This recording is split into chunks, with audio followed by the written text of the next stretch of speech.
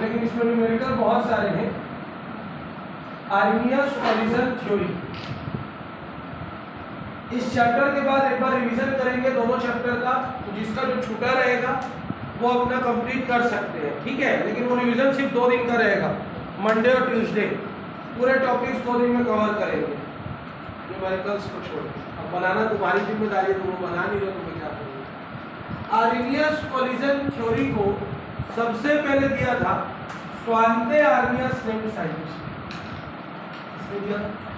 Svante आर्मियस named scientist, scientist का नाम याद रखना है, स्वांते आर्मियस, ठीक है।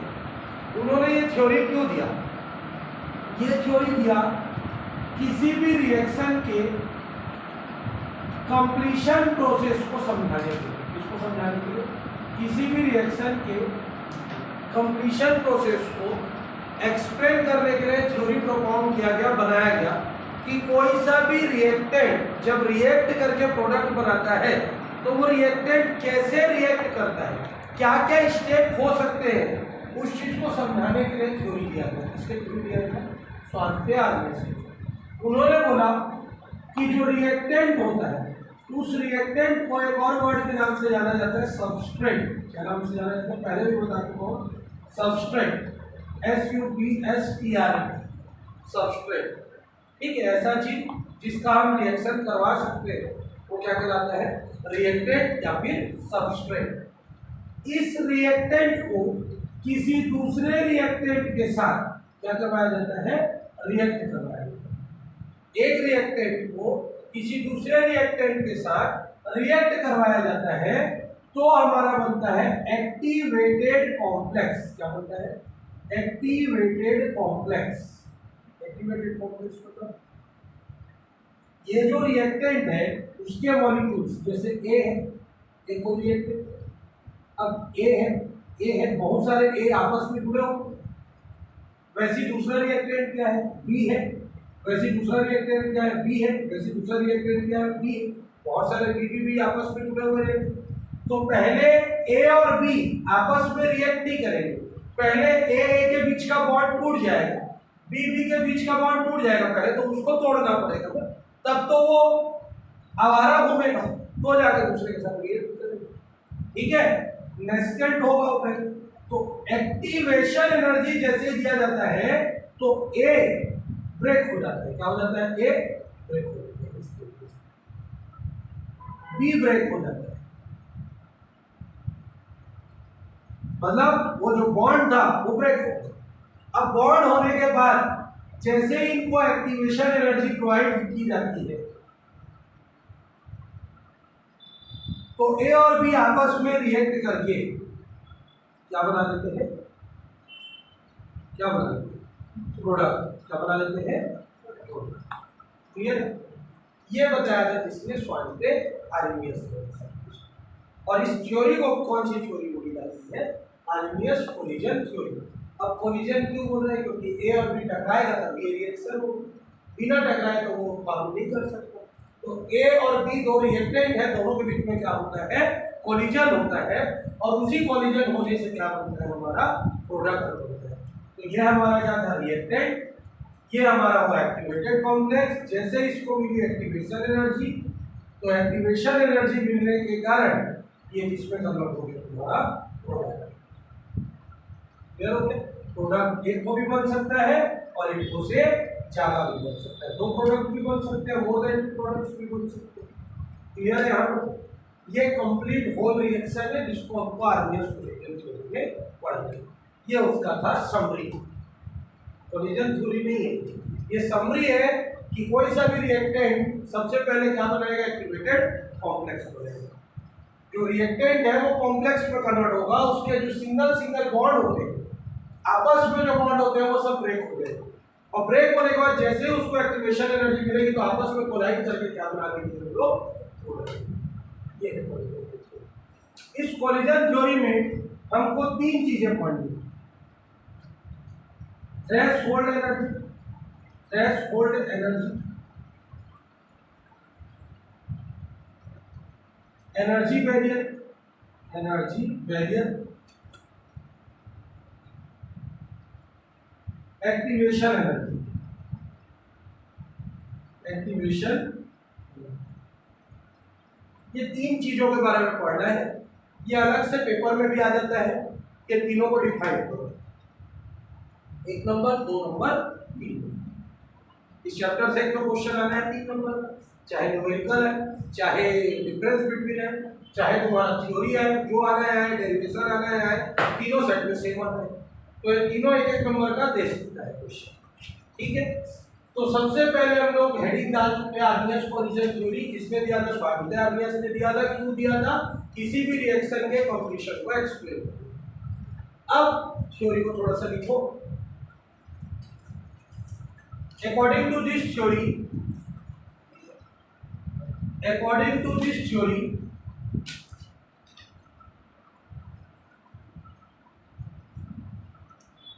reactants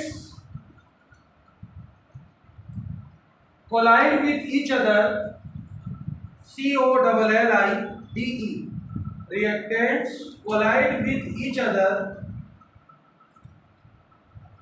to form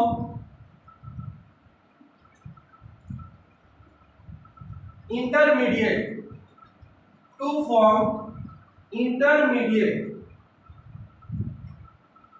ब्रैकेट में activated complex ACTIVATED, activated complex, full stop. If activation energy is provided,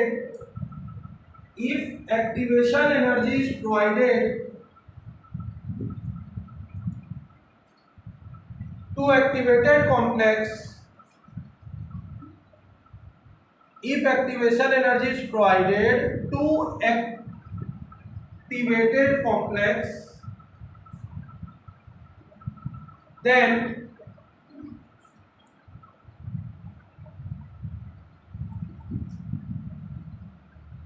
product is formed,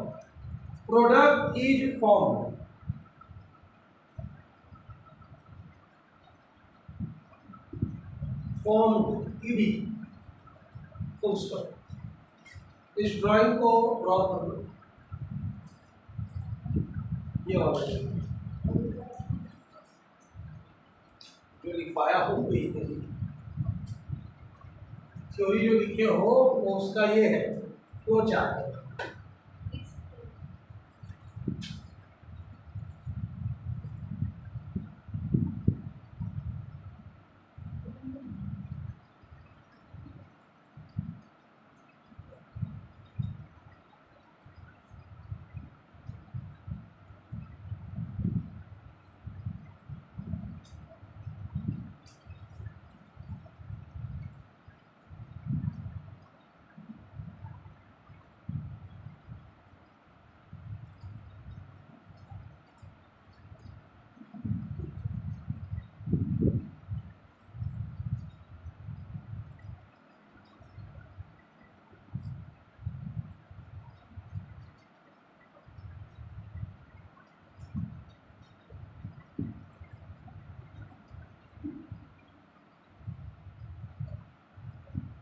हो गया?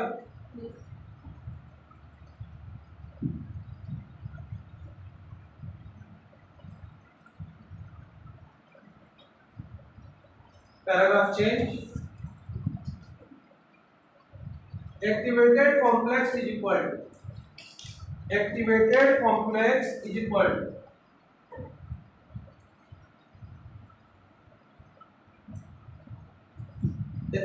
टू मतलब डैश करके लिखना है। It is neither complete reactant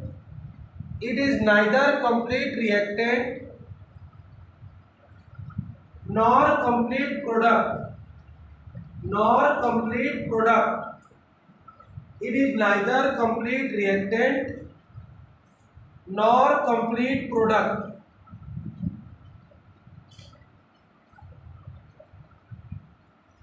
full stop।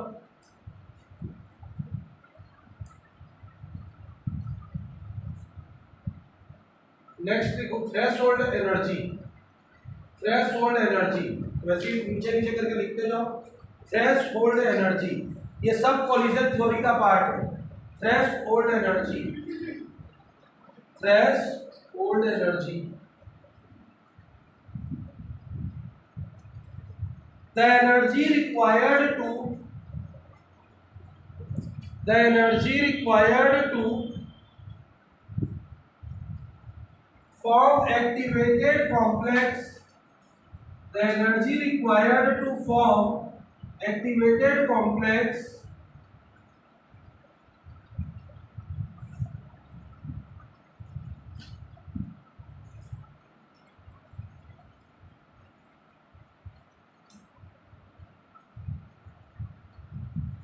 ठीक है, इज कॉल्ड थ्रेशोल्ड एनर्जी।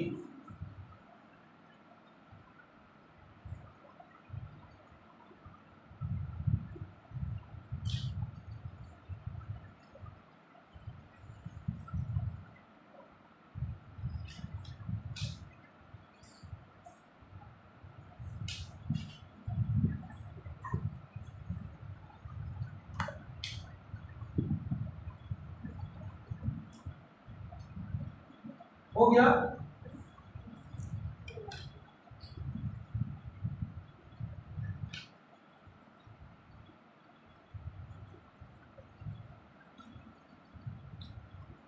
क्या लिखे?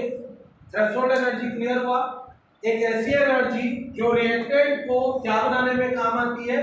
एक्टिवेटेड कॉम्प्लेक्स, मतलब ये रिएक्टेंट है, रिएक्टेंट से एक्टिवेटेड कॉम्प्लेक्स बनने के लिए जितनी एनर्जी चाहिए होती है वो एनर्जी क्या कहलाती है? थ्रेशोल्ड एनर्जी कहलाती है। ठीक, अब लिखो एनर्जी बैरियर, उसी के नीचे लिखो energy barrier, energy barrier.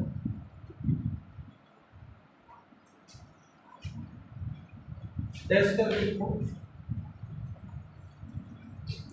The energy level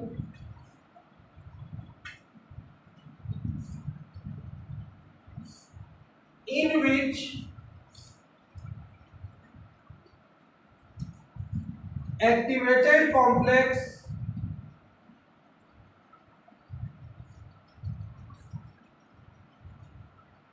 is unable to form product, is unable to form product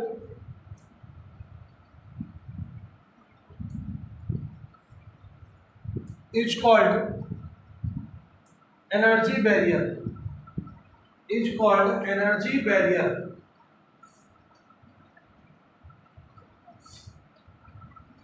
ठीक, एक ऐसा एनर्जी लेवल है जो बीच वाला लाइन है वो एनर्जी लेवल है, वो एक ऐसा एनर्जी लेवल है जिसमें एक्टिवेटेड कॉम्प्लेक्स क्या नहीं बना सकता? प्रोडक्ट नहीं बना सकता। नेक्स्ट देखो activation energy, activation energy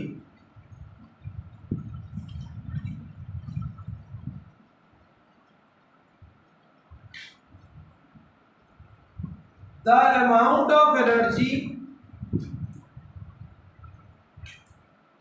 given to activated complex, the amount of energy given to activated complex, activated complex to form products, to form products by breaking energy barrier, by breaking energy barrier, barrier barrier पेड़ बना रही है, by breaking energy barrier is called क्या? Activation energy. Clear है? मतलब एक ऐसी energy जो एनर्जी बैरियर को तोड़ देती है और एक्टिवेटेड कॉम्प्लेक्स किसमें कन्वर्ट हो जाता है? प्रोडक्ट में कन्वर्ट हो जाता है, उसको हम लोग क्या बोलते हैं? Activation energy. और एक ऐसी एनर्जी जो रिएक्टेंट से क्या बनाती है? एक्टिवेटेड कॉम्प्लेक्स बनाती है, वो क्या कहलाती है? Threshold energy.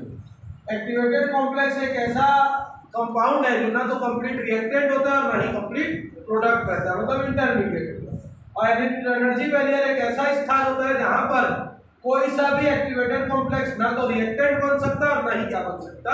प्रोडक्ट बन सकता। Last line if threshold energy, last paragraph change, if threshold energy is more than, if threshold energy is more than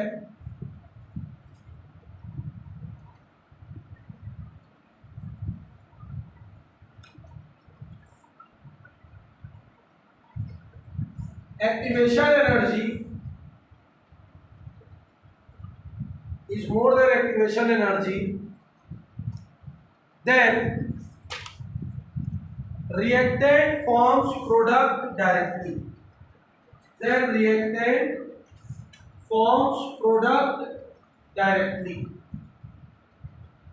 reactant forms product directly। इसका तो समझ में है, अगर थ्रेशोल्ड एनर्जी की वैल्यू एक्टिवेशन एनर्जी से ज्यादा हो जाए तो वो डायरेक्ट क्या बना लेगा, प्रोडक्ट। ठीक, थ्रेशोल्ड एनर्जी यही तक लाता है, ज्यादा हुआ तो सीधा क्या बन जाएगा, ड्राइंग को बोला। जब एनर्जी और टाइम के बीच में ग्राफ प्लॉट किया जाता है तो हमारा ये आर्रहीनियस कोलिजन थ्योरी का ड्राइंग बनता है। थोड़ा बड़ा बना लेना उसको, इसको ग्राफ को, मेरे पास स्पेस नहीं था तो मैं छोटे से बना दिया। एक साइड रिएक्टेंट रहेगा, एक साइड प्रोडक्ट रहेगा, बीच में एक्टिवेटेड कॉम्प्लेक्स रहेगा। जहां पे एक्टिवेटेड कॉम्प्लेक्स रहेगा वही तुम्हारा एनर्जी बैरियर होगा।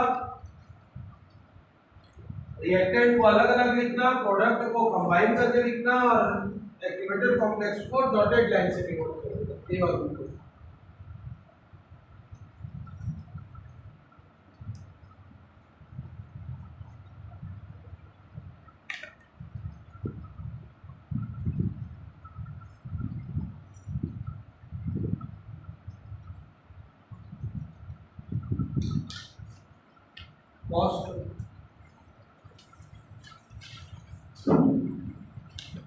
चालू कर दो।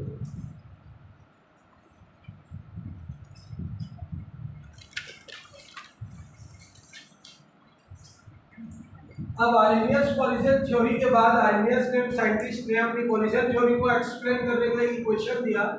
जिस इक्वेशन को आर्रहीनियस इक्वेशन बोलते हैं वो था small K is equal to A E to the power minus E A upon R T. क्या था, k is equal to A E to the power minus E A upon R T, जहां पर k किस चीज को बताता है, सबको पता है रेट कांस्टेंट। किस चीज को बताता है, रेट कांस्टेंट को पढ़ चुके हैं।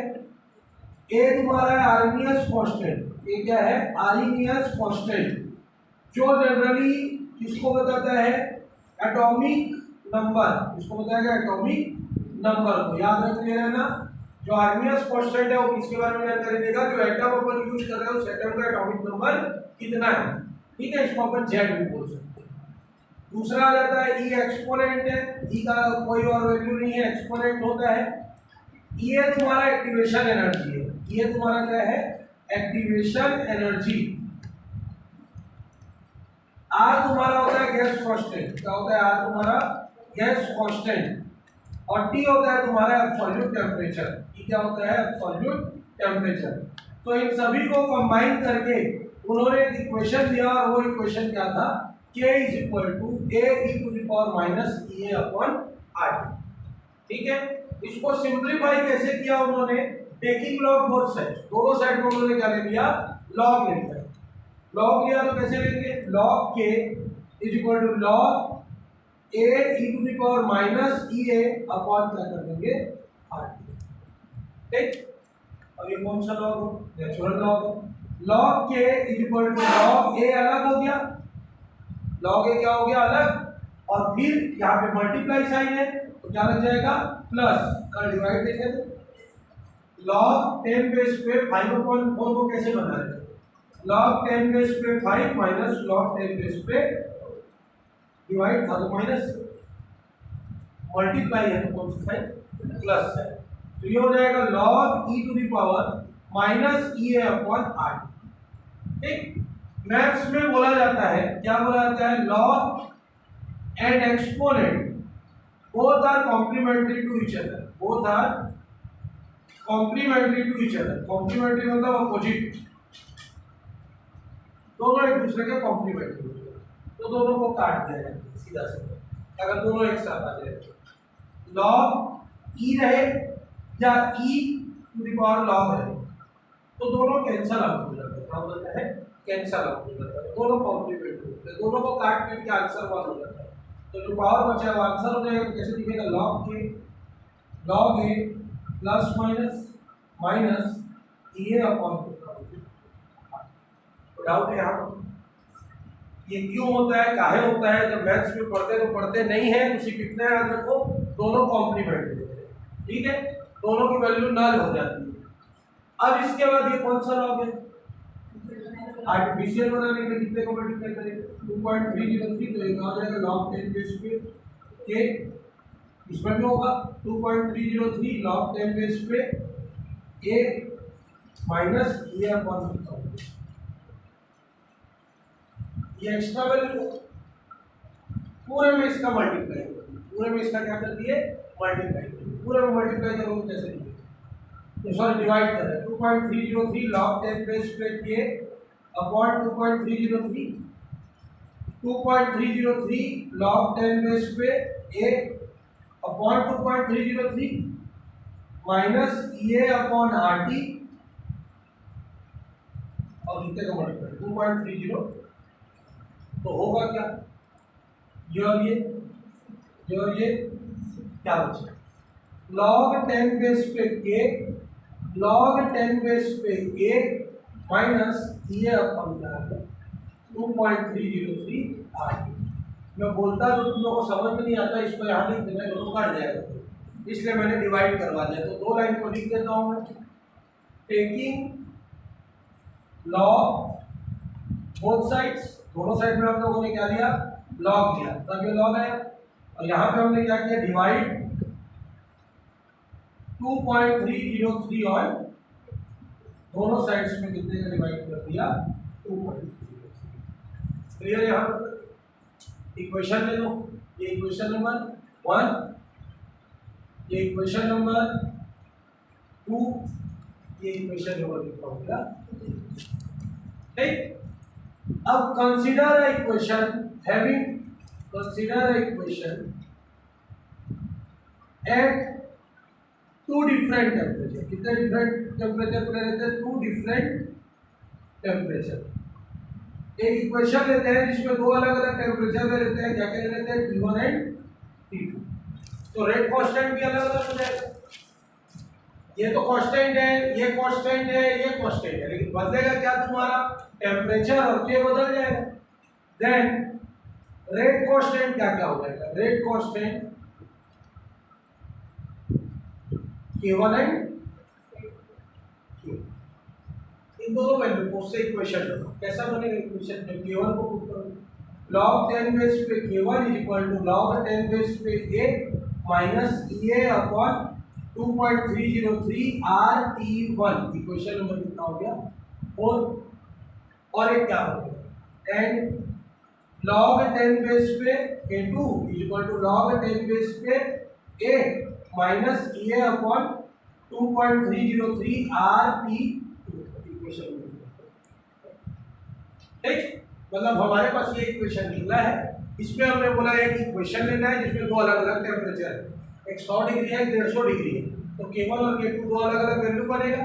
तो K1 वाली वैल्यू को K1 की जगह में रख दिए, T की जगह में T1 लिख दिए, K की जगह में K2 लिख दिया और T की जगह में दोनों को सब्ट्रैक्ट कर दीजिए। सब्ट्रैक्टिंग और कौन सा इक्वेशन? इक्वेशन 5 फ्रॉम इसका लिखना है क्या? इसमें से इसको माइनस करो तो क्या हो जाएगा? log 10 K2 minus log 10 K1 is equal, ये दोनों स्वाहा करूं की स्वाहा हो गया ना, minus EA upon 2.303 RT2 minus हमारा और माइनस ये वाला क्या हो जाएगा? क्लियर है कि नहीं? तो क्या हो जाएगा? EA अपॉन 2.303 RT लॉग का फॉर्मूला पढ़ा के हम log 10 बेस पे क्या हो जाएगा? K2 upon K1 is equal क्या कॉमन? EA ही है 2.303 और क्या होगा आर क्या बचा -1/T2 plus 1/T1 last log 10 base पे K2 upon is equal to EA upon 2.303 R ठीक से लिख लो 1/T1 माइनस 1. ये है आर्मियस का इक्वेशन किसके बेसिस पे टेम्परेचर के बेसिस पे किसके बेसिस पे टेम्परेचर के बेसिस क्लियर है हम पेपर में आर्मियस इक्वेशन कभी भी प्रूव करने के लिए नहीं आता है तुम लोगों को आता है इतना होता है इनके में कोर्स में सीधा ये वैल्यू है उसके बाद इसका न्यूमेरिकल है सीजी में इससे आएगा न्यूमेरिकल तुम लोग का में इसका पूरा डेरिवेशन है डिटेल में और भी है इसमें केसेस है वो केसेस तुम्हारे पूछ सकते हैं क्लियर है कहीं पर कुछ डाउट चलो पॉज करो नोट करो